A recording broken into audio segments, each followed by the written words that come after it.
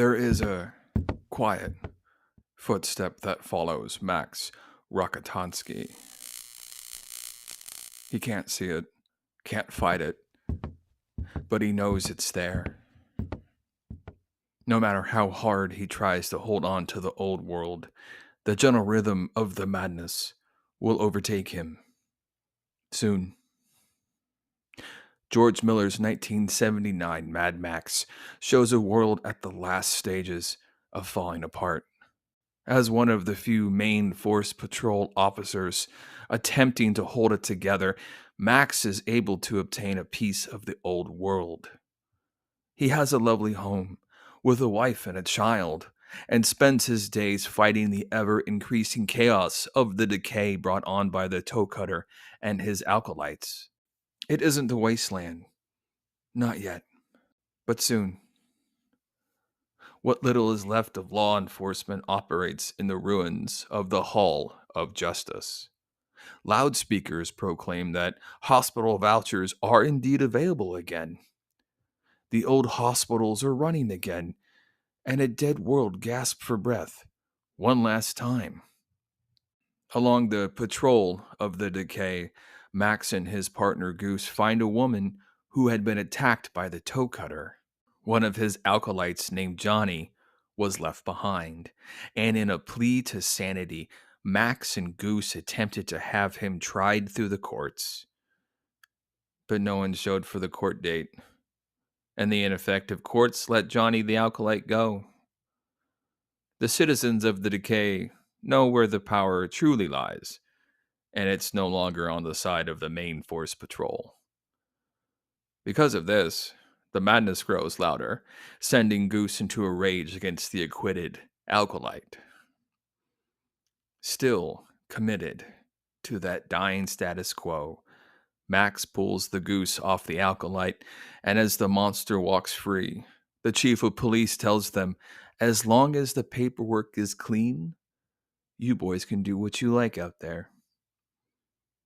He sees the system failing.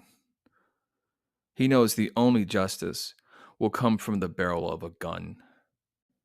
Justice comes for Johnny at the end of the film, but only after Goose is crippled and Max loses his family. He tried to quit the Force, to find his happiness in the decay, but the acolytes came for him anyway. So Max shrugged off the old world, no longer holding on to a status quo that existed only in his memories. He took his revenge, feeling the madness flow through him and accepting it, because the old world was dead, and the new one struggled to be born.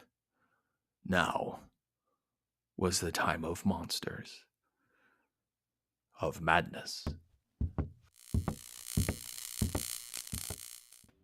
In 1982's Mad Max, the Road Warrior,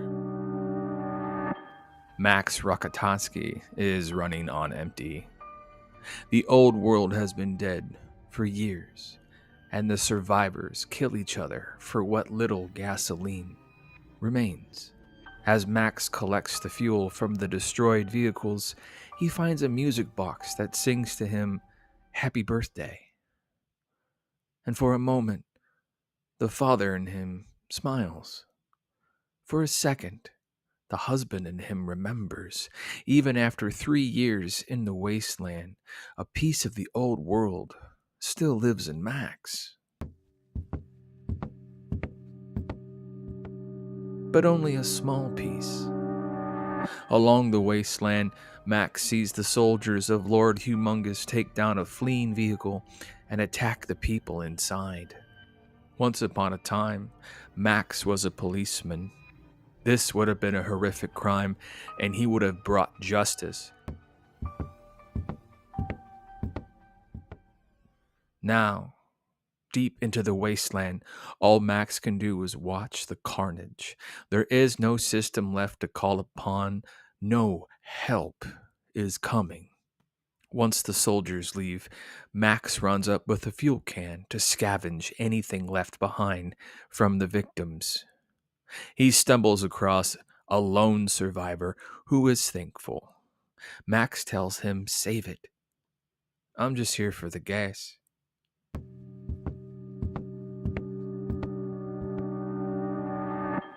So the survivor tells Max that if he's taken home, Max can have all of the gasoline he wants.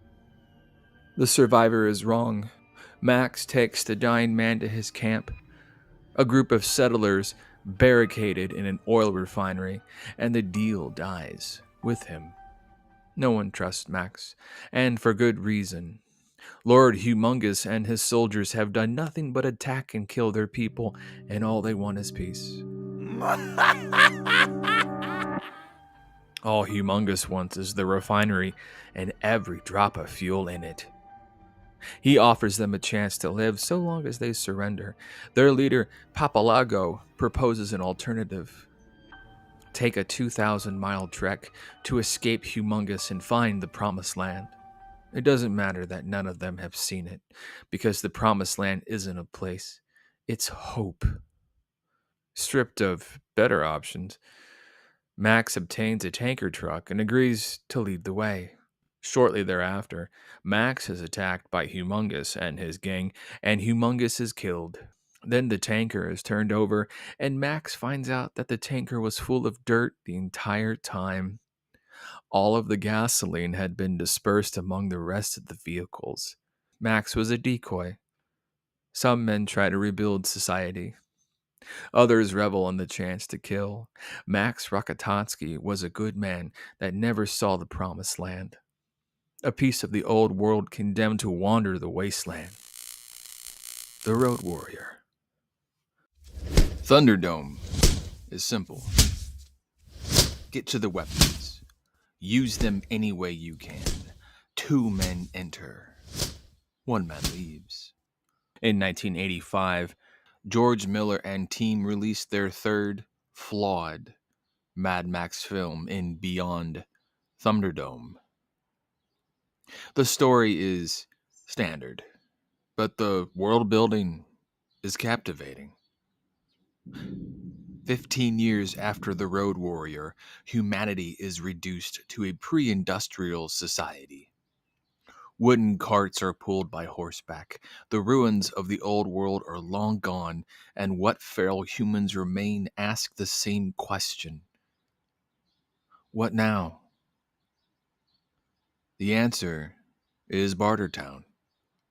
Built after the end of the world by Auntie, Bartertown is a haven of civilization in a lawless wasteland. Travelers trade goods and services for creature comforts and stability. They live in the shadow of the Great War that wrecked the planet and want to build something new. So simple rules were established to maintain what little society they've managed to rebuild. 2 men enter, 1 man leaves. Underneath Bartertown, a pig waste methane farm generates the fuel that keeps the madness at bay.